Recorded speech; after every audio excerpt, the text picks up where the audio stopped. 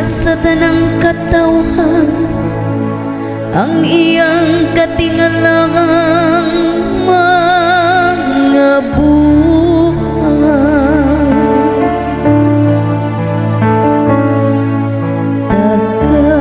Tagaig himaya ug dungog ang Ginoo,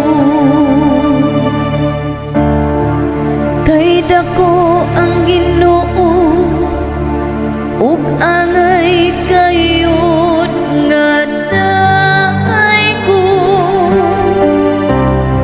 makataha siya labaw sa tanang mga Diyos,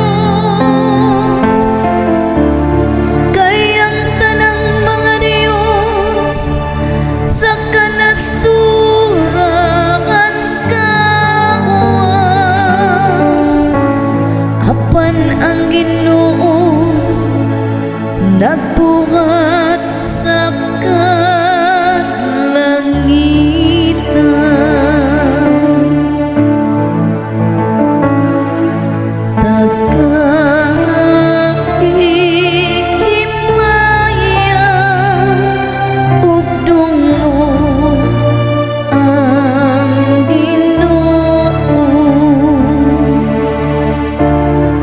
hatagi ang Ginoo kamong mga panay sa kanasuran.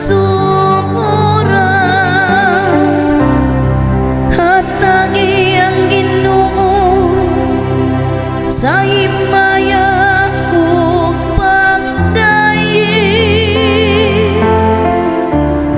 Hatagi ang Ginoo ug himaya sa iyang ngalan.